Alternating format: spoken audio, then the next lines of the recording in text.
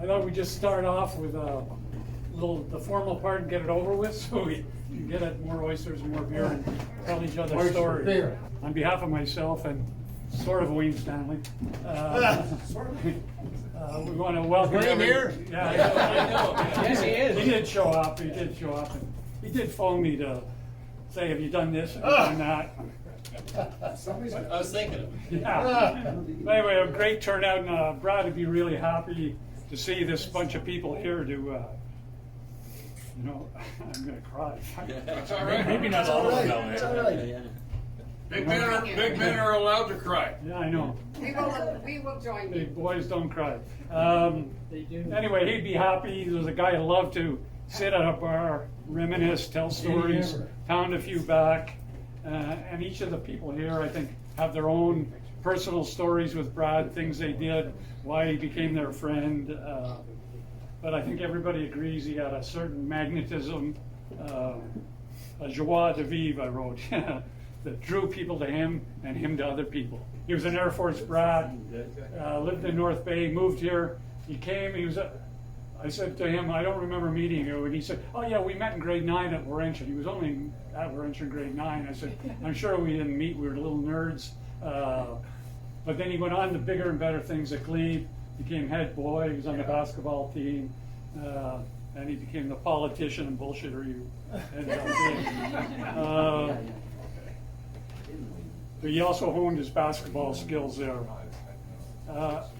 For most of us, or a lot of us, our relationship with Brad began in '66 at Carlton in the Junction. I said, I don't even remember how I met him. John A. suggests we only met him because he was going out with Mary Lee boys, who had the shortest miniskirt than anybody at Carlton, and we wanted to be in her aura. Makes sense. So we sucked up to Brad so we could be around Mary Lee.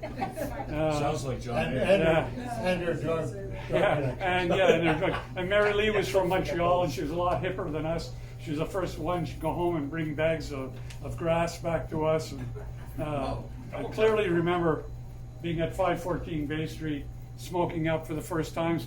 And I don't know, who knows, these guys stole a stereo from Carlton Junction, had it set up in 514. Wayne and Sabby and Brad. They didn't steal it, they must have They borrowed it so we could enjoy some home time. What's the statute of limitations on that? I remember at the record club as well. Yeah. Brad was a lawyer. Record club. Brad was actually at Carlton in '64. He says he never flunked out, he was just immature. So he left to work at Bell Canada for a year. And that year he lived at Bell Towers with another, call him intellectual and agitator, Mike Bullethead Ballantyne, who some of you might know from Carlton, but who later became the mayor of Yellowknife. Yes. And then I met him up there, actually. Yeah, so did I. And then he was the attorney general for the NWT. And he was taller than now. Yeah, he was taller than anybody in our day. He went to high school with me. But I said, if you didn't meet Brad in the Junction or maybe the gym shooting basketballs, he was on the junior varsity team with Graham and played with, threw the ball around with Devon. And Ian. If you didn't meet him at the Junction, you probably met him at the Rendezvous in Hull. He was a regular Thursday night. I don't remember that either. Is there a place? Of course, we didn't go there. Yeah. His daughter said he never met a bartender or a waiter he didn't like. So I'm not going to tell BT stories myself, but what I thought I could do maybe just for a few of the guys that lost touch with him after Carlton in the early '70s when he moved out to Calgary, I could, let you know what he did, in Calgary. So most of you know he went to Ottawa U Law School after Carlton, where he met a lot of friends there who actually, quite a few of the guys from his class at Ottawa U Law School moved out to Calgary and became his friends out there. He started out, it's too bad Jerry's not here. Jerry Maher, he's coming in next week, but he missed us. But there was a famous Ottawa law firm, Swinwood and Maher. It lasted a year. They were probably in jail, I don't know. But they moved out to Calgary, and Brad went out to Calgary. But Swinwood and Maher broke up before Brad got there even. So Brad And actually, I have a great photo somewhere in here of the law firm of Swinwood, Maher, McManus, who nobody would ever seek out if you saw their photos. And as well, I want to point out, Brad was a gregarious, outgoing, funny guy, but he was also a super brain. In third year law school, he didn't go to law school. He was working full-time in the government with me, and he had guys taking notes for him, and he went and wrote all his exams, and the only issues he had is the profs were out to get him, because in those days they did sort of roll calls, and like, who's this McManus? He's never in class, but he wrote his exams, and it was quite successful. After moving to Calgary, Brad joined a very big law firm out there called Jones Black, and he got involved in politics, and Jones Black was one of the bigger law firms there in Calgary. But Jones Black got forced to separate because Mr. Jones and Mr. Black had different oil companies that they represented in this big major lawsuit. So Brad sort of was cast out because they broke up the firm. So he decided to go down to California, get a tattoo, and see the Dodgers play. He tells me when he got back from California, he got a phone call out of the blue from Mr. Black saying, I hate to disrupt your bohemian lifestyle, but he said, do you want to come in and work in my law firm? So Brad went in with Black, and it became Black and Company, and they got big, but Brad became a partner there. And at that same time, he got involved in a lot of Alberta politics. You think of Brad as liberal, but I mean, this is Alberta, so he was a Tory, involved with Tory politics out there. He actually ran the Tory convention in Alberta one year, and in fact, Premier Lougheed came to his wedding. Yeah, and then he also ran for the federal nomination in his riding, but he felt he lost because he was pro-choice anyway, to this other fellow. But unfortunately, after Brad's move into Black and Company, they merged with the big Toronto firm McCarthy's, and became a partner there. So it was good for him. That's his career move. Great little Calgary dumpy firm to now the biggest firm in Canada.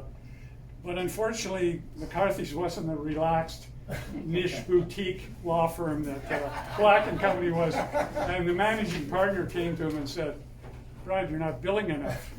You need to start working. Brad said, well, no, that's not really my role. He said, I'm more of a schmoozer, bring in some new business to the company kind of lawyer. And they said, well, that really wasn't their business model. And so he took the golden handshake and left. But luckily, because of his political connections, he got appointed to the Alberta, I think it was called Utilities Board or something at that time, but it became the Alberta Energy Board that did the big hearings on gas licensing and that. And he finished about a 20-year career, I'm not sure exactly, as the sort of deputy chair of the Alberta Utilities Board. In his personal life, he'd met Andrea Simpson from PEI, who was also interested in politics, and in fact, their grandfather and Peter's grandfather was a premier of PEI. But anyway, they married, and suddenly in his early 40s, he had 3 girls. Sydney, Sam, and Alex, at one point, all 3 in diapers. A new lifestyle for him, but he jumped in with enthusiasm. He had the kids in every sport going. He had karate, and he even signed up for karate. But he had them playing basketball, and he had them up in ski lessons. And Brad was a skier, and in fact, a couple of the girls, maybe all 3, were on Team Alberta at one point. And they spent their summers, like Simpsons have a lovely cottage in Quebec just outside of Charlottetown that they're still really attached to, the girls are. But his kids are all over the world. One, Samantha in New York City, Alex in London, England, and Sydney's down in Australia, and had his first grandchild this last year. And luckily enough, they had a family get-together in Val d'Isère, France, this winter, where they all got together, and the girls got to make last memories with Brad. You know, Brad, we loved him, he loved his family, he loved his friends, loved to party, and he loved the Dodgers, which I don't like. But anyway, I feel privileged to be a good friend of his. as you know, I'm Brad's oldest niece. I had the great honor of making him an uncle. So since Sam and Alex are 10 years younger than I am, so I've always kind of felt like half kind of cool young aunt, half cool big sister. Cool is the key word. Cool, you were cool. And they gave the most beautiful speech about Brad, reflecting on what an incredible and one-of-a-kind father he was. And I'm going to try to share this version of the speech with you today. So I know that first they would just want to thank each and every one of you for being here. And they're sad that they couldn't be here. They were trying to get here, but there's just too much still happening in Calgary for them to come. They're thanking you for sending your messages, your well wishes, your good thoughts. They would give, like, with their whole hearts, a thank you to you, Lauren, for organizing this. It means the world to them. And especially in true Brad style, with oysters and cocktails and all of his dearest and oldest friends. So the girls kept this short-ish, as they knew there were not enough words to express the loss that they felt or the wonderful father that he was. And there were not enough, this is their words, drugs or martinis to keep their tears away. So it's no secret that Sydney, Sam, and Alex are all Daddy's girls. Even after choosing all three of their names, secretly hoping for a boy, he really was the definition of a girl dad. Having girls didn't stop his plans one bit. He put them in every sport, made sure they knew that they could do anything they wanted to do. He made sure they knew how to defend themselves and even lied about Sydney's age to sneak her into karate early. He taught his girls to love books, music, and how to stand by their own opinions, as well as the vast superiority of lunch over dinner as a first date, or as he called it, the interview. That way, if your date was a bore, it would be shorter and easier to duck out. He also shared this advice with me on more than one occasion. He taught his girls the importance of balance in life. He was as proud of an A+ grade as he was of his twins winning MVP in a week-long university carnival event, which was basically the drinking Olympics. After they all moved away to 3 different corners of the world, he called them every day. He loved that they could talk to him about boyfriends and breakups, and in between all of his jokes and stories, he always had really good advice to give. In their hardest moments, Brad's go-to was to lift their spirits while sharing stories full of wisdom and love, most likely over oysters and a drink. The girls said that they really needed his wisdom these last few weeks, but certain Brad lessons helping them get through. First of all, the importance of friends. The girls knew they would not have gone through those first few days, or even to this day, without all of their friends. And we all know that Brad, more than anyone, had a knack for making them everywhere. It didn't matter who you were or what the venue was, Brad had an ease and a charm that just allowed him to connect with just about anybody and collect great friends throughout his life. It didn't really matter where you went with Brad. He always knew a guy who already knew his drink, he had already swapped stories, he already had an in. Brad taught his girls the importance of humor in life and the power of a well-placed joke, especially when things get heavy. Of course, being Brad, there was also occasionally the inappropriately placed joke as well. And I'm sure this did not start with his fatherhood years. It's all your fault, all of you. He was an inspiration when it came to dad jokes. And I remember these well as well. I can't look at a restaurant finger-dipping bowl without hearing him say, "Wait, I didn't order soup." Or hand over a credit card to pay my tab without the urge to say, "This card might work. This should work. I just stole it this morning." He truly lived life to the fullest, making the most of everything and was game for showing up just about everywhere and anywhere. Alex told a great story about when they were in New York a few years ago. And he reluctantly agreed to go with her to the Nutcracker Ballet after she told him that she'd bought them tickets, ignoring the fact that this was way, way, way, way down on his really want to do in New York City during this holiday list. He steeled himself with a couple of martinis, but he did gamely agree to go with a smile on his face and love in his heart. And he couldn't have been more thrilled when they pulled up to a Knicks game instead. And I wish I had been there to see that happen. And that is a good daughter, Alex. One of his favorite mantras during the girls' childhood was karate spirit. He never pretended you wouldn't lose or get knocked down, but he always taught the most important thing was to get back up, and fight through the hard times. And I know they're holding on to that message or that lesson very closely right now. Okay, this part makes my heart burst. So a few years ago, Brad called the girls and announced he would now be signing off his notes and his calls with, "You I love." And he said he just read a book that had a strong father-daughter relationship in it. And in that book, the dad always signed off to his daughter with, "You I love." The explanation or the reasoning was that "I love you" is usually the last thing that you say to somebody. And instead of leaving someone with you leave them with love. So their final words to their dad was this, and since Brad was buried in his daughter's hat, and the girls all wore their daughter's gear, they said, "Daddy, we would give anything for another call, another hug, another night together, catching some live music. You left too soon, but thank you for everything and for being the best dad we could have asked for. You forever we love." So cheers to Brad. First of all, thank you, Lauren, for organizing this celebration and giving us all the opportunity to come together to celebrate and remember Brad. And what a great spot you picked, the epicenter of his formative years. Here we are in the heart of the Glebe Bank Street, right between Glebe Collegiate, Carleton, Ottawa U. I mean, it couldn't be more perfect.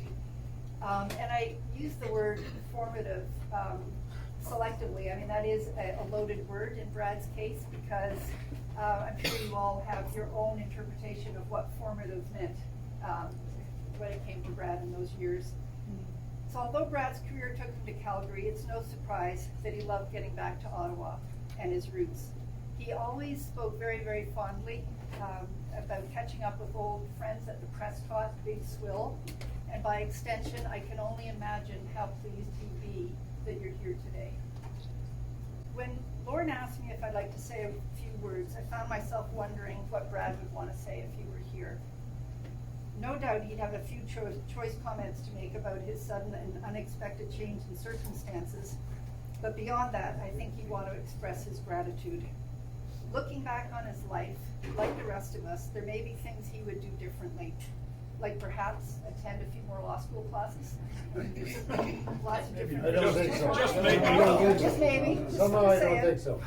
But by and large, over the last few years, I really got the impression that Brad was at peace with his life and was really, really grateful for all the great gifts that had come his way over the years. As a kid, Brad was blessed with some great fundamentals. He had good health. He was a great-looking guy. He had a great sense of humor. He was really athletic. But I think most of all, he was really blessed because he had the support, the unconditional support of really loving parents. And for the most part, he put those positive attributes to good use. Not always, but for the most part. He got himself educated, he built an interesting career, and with Andrea by his side, he raised a beautiful family. We all know that Andrea and his 3 daughters were absolutely the center of his universe. He was fiercely proud of Sid, Sam, and Alex, and he loved watching them grow into the amazing women that they've become. And needless to say, he was over the moon with pride, and he was just thrilled to be little baby Iris's grandpa. In addition to nurturing family, Brad was committed and to supporting his community, and he was involved in many, many different volunteer endeavors over the years. There's no doubt denying that a big part of what made Brad tick was his interest in meeting people and his love of friends. Lauren, you were like a brother to Brad. And I know he loved you very, very much, you and Stephanie. I know that because he's told me that many times. Your friendship meant everything to him. And he'd be really, really touched that you organized this gathering for him today. On behalf of Brad's family, I'd like to thank you all for being here and for being his friends and his willing co-conspirators for so many years. You helped create great memories and you gave him super material for the endless stories and tales that repeatedly entertained family as well as the odd bartender across the country. The picture was there. So grieving is a strange process, and the last couple of weeks have been a bit of a ride. My emotions have ranged.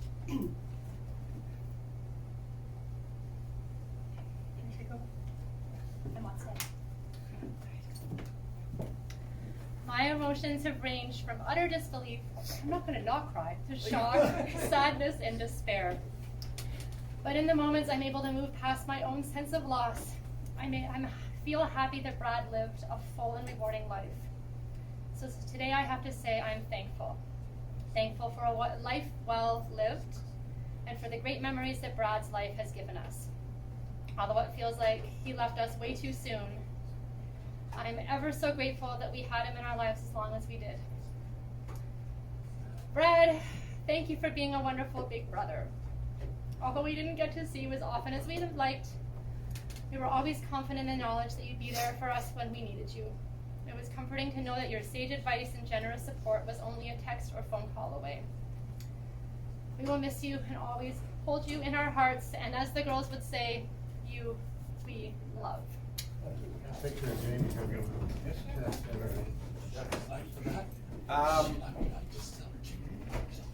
Okay, so my name is Peter, I'm Brad's brother-in-law. There was something you said there a minute ago that reminded me of the time Jen and I were in Tuscany. And Sam was doing a semester in Barcelona. So I was texting her, basically telling her to cut classes and go over to hang around with us in Tuscany since it's so close, only a cheap flight away. So this is on Monday. She sends me a note and says, okay, I'll be there on Thursday. And I said, no. Don't come on Thursday, come tomorrow. So she goes back and said, okay, I cancel that flight and I'll be there tomorrow. I don't tell Andrea or Brad that I'm basically luring their daughter away from her very expensive studies until she's on the plane headed to Pisa. And I send Andrea and Brad a note and say, oh, by the way, Sam's coming over to spend a few days with us here. And the only response I get from either of them is from Brad, and his note is one sentence, and it's, she's on your credit card now. You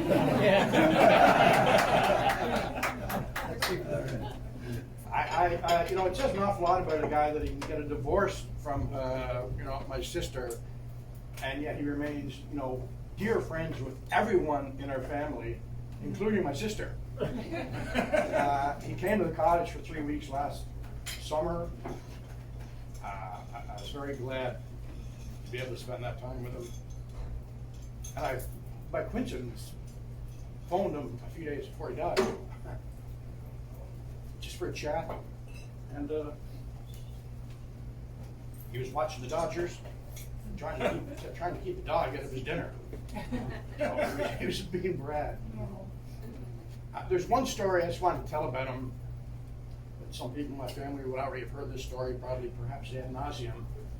But I want to tell it because it's just so quintessentially Brad. At Christmas in early 90s,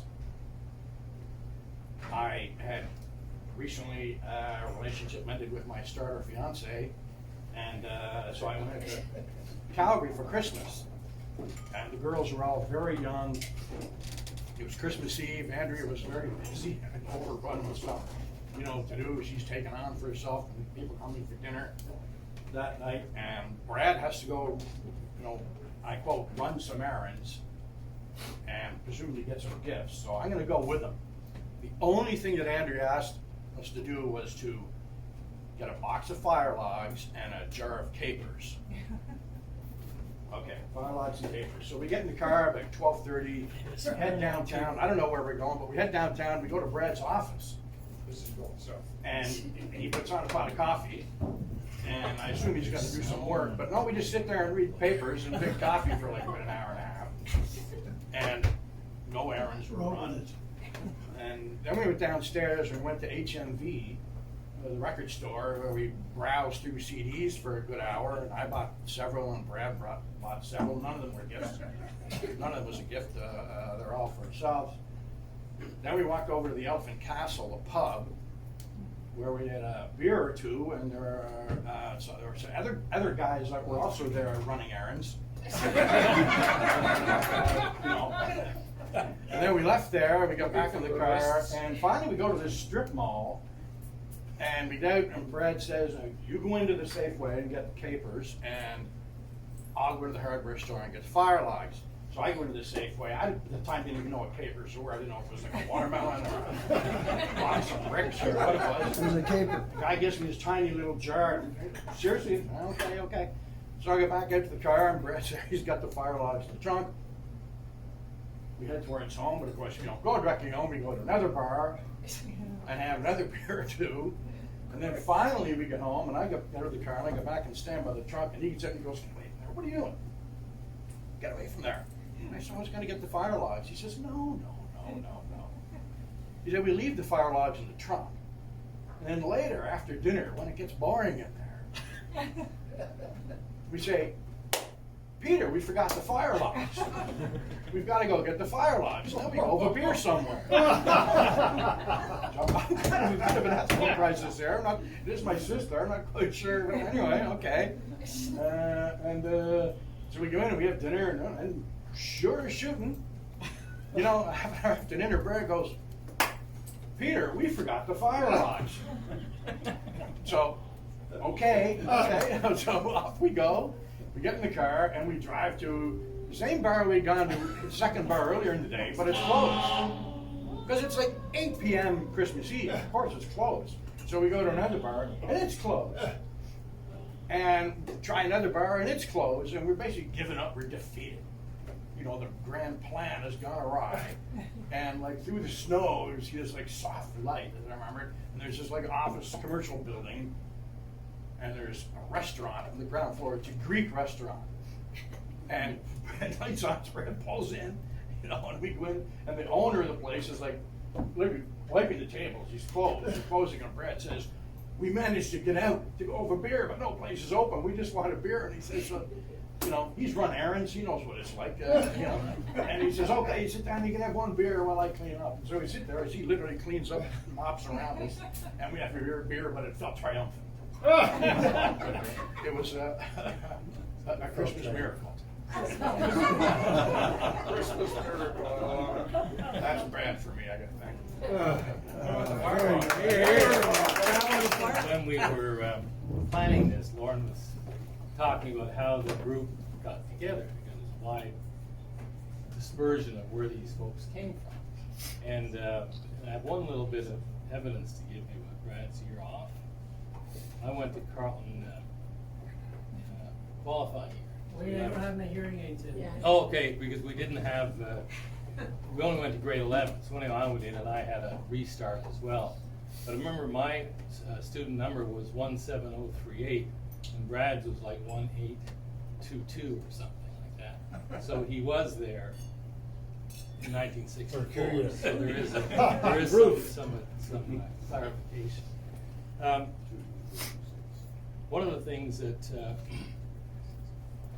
I guess the way that we first got together was when I was in qualifying year, we hung around with a fellow named Dave Roy, who everybody knows here.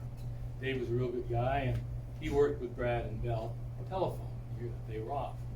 And so Dave and I kept hanging around in my year off, and so when we got back, all of a sudden Brad is in our group because he was a good friend of Dave's. And so we got to got together with Brad, and he was very friendly, and it struck me as you know, very great guy, why is this guy making friends with me? And it turned out that he asked me to be his roommate. So that sounded like a pretty neat thing. Here's this cool guy. He didn't tell me that his last 3 roommates flunked out. So it wasn't entirely positive, but it was.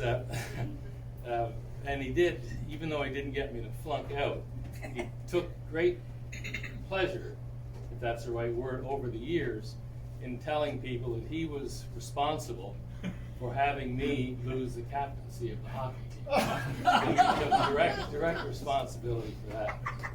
But one of the things that Lorne said was right, and that Brad was a real smart guy. He could talk to anybody about anything, remembered everything, kept a lot of friendships together. There's always a common element in the group that we have here.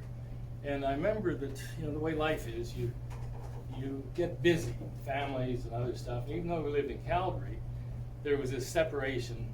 It's weird. There's the northwest part of town and the southwest part of town, and people don't go in between. Brad was in the northwest, and we would see each other a dozen times a year. Great getting together, lots of laughs, and we traveled a lot, away a lot.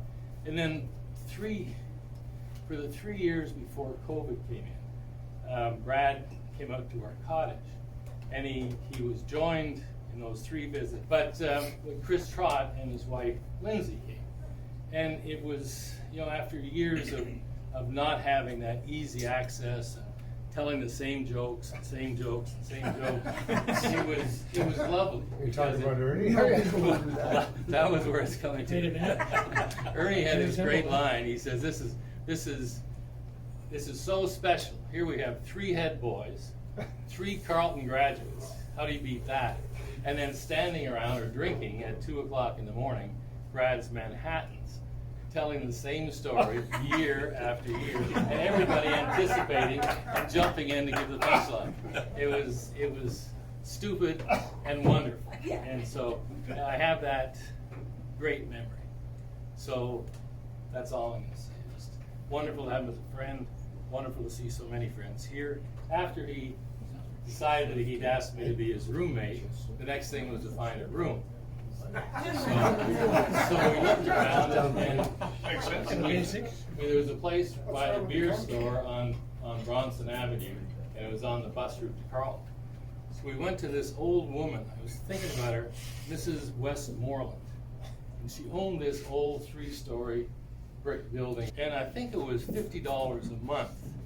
And I recall taking down the condemned sign on the stairway going up to the first floor. And we opened this place up, and in a short period of time, Sue Lillico moved into the ground floor. A couple of other groups of fellows moved into the second floor. But it was, it started out bad and got worse. But it was. I think this is where Brad takes credit for my hockey sea loss, is that we partied all the time, and it wasn't a great example for leadership on the hockey or training, and so, but that was the fun of that place. It was party central, no furniture hardly to speak of, and a stolen sound system from the Junction, Stolen art. and as Jimmy says, stolen albums from the record club. We had a bird cage. That was the first piece of furniture we bought, and it was fun, and everybody was young. There was great friendships, and a lot of well, this group was the core of it, and it was fun to be together. And we Mike Sabrin joined us. Patty was in Bay Street as well. But I remember one time we were getting really tired of Brad's cheese dog McManus. Just awful stuff. And nobody ate, and nobody cleaned dishes, and it was really awful. We went down to the apartment on the second floor. There were these 3 guys. One of them was a really interesting guy, a big guy in the diplomatic corps. And then this other guy who was a goofball. And then John Shepard, this little goofy English guy. And he cooked supper one day, and it was shepherd's pie, coincidentally. Makes sense. And it was delicious. So we said, this might be something. So we scooped him from the guys downstairs, put him in a room up in Savage, what became Mike's room, and he never cooked again. It was the only dish he knew how to do, and he did it once. And I can remember, poor John, he turned out to be a professor in the music department at Carleton, but he was a nut.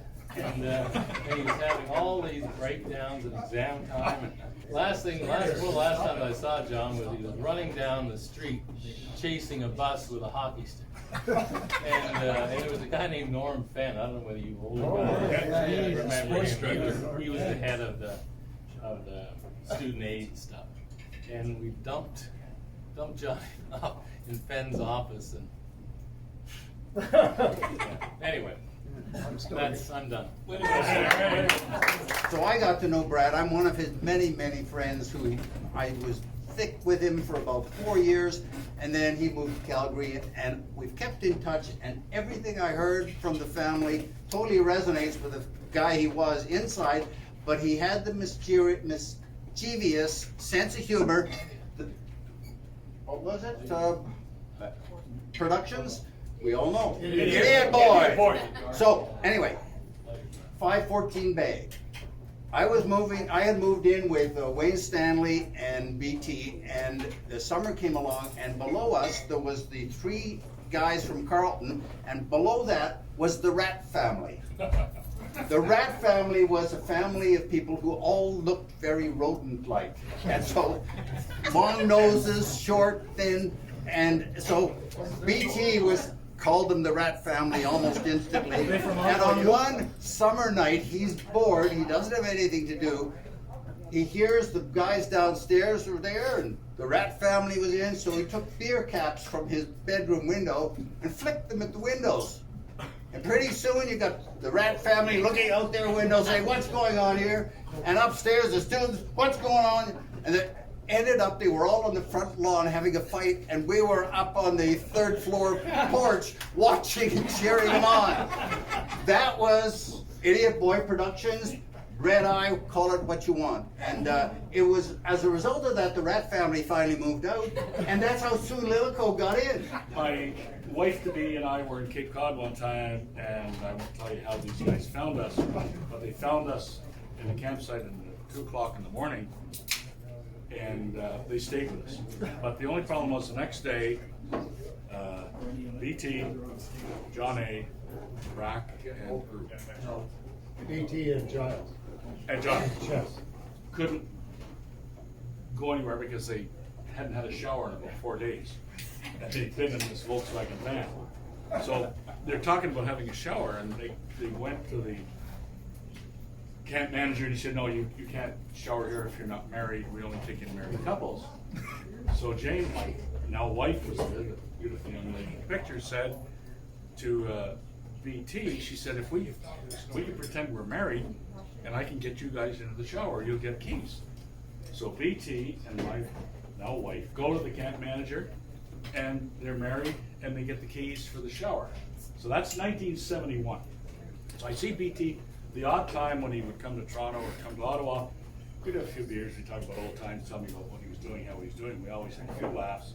We had a great time. The last time he was here for a Buds reunion or a big swill was 3 years ago, 4 years ago. I don't know what happened that afternoon, but we had a lot of people there. And as the people were leaving at 5 or 5:30, myself and Rick Robertson are there. And out of the back comes BT. "Hey, BT, how you doing?" He said, "Hey, Doc, should we get a talk?" He said, "We haven't had a chance." I said, "What are you doing?" He said, "Oh, I'm saying goodbye to somebody out there." We spent the next 2 hours catching up on each other as the way BT could, "Yo, what are you doing? How are the kids? What's going on? Blah, blah, blah, blah." And we had a great time. We finally had one famous last quick port. And as we were leaving, he said, "Tell Jane, thanks for the shower." No kidding. I got home and I said to Janie, I said, "Janie, your past is catching up." She said, "Not that damn picture again." Anyway, BT remembered from 1971 to 2018 and 19. Thanks for the shower. Great to see everybody here. The timing and the reason sucks. BT, a hell of a guy. What can you say? I always felt close to him. I'm sure we all did.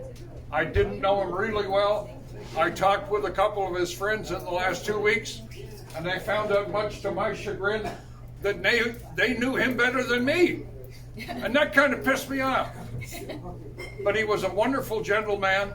I remember when Stig passed away, BT called me that night, and we talked for a half an hour, and we joked about the fact that BT had hired Stigger to come back to Sudbury to do economic development in the north.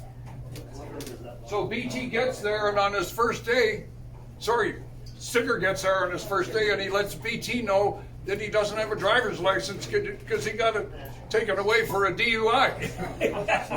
So BT says he was very respectful of our tax money. He hitchhiked everywhere. One of the things BT and I had in common was that we both had twin daughters. And I think we both felt kind of special about that. Just a quick one-liner.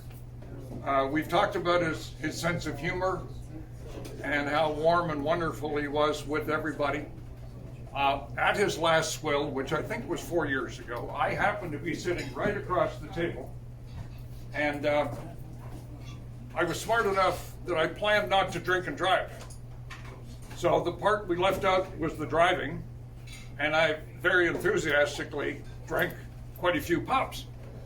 And my son Eric and my daughter Stacy came in to rescue us. John Rutenberg was there, and my two kids and Roots talked for 45 minutes, and it was 10:30. It was time to go. So BT looks up and looks at my kids, and he says, "Thanks for the extraction." Yeah. So BT, you left us far too soon. Yeah. Au revoir, bud.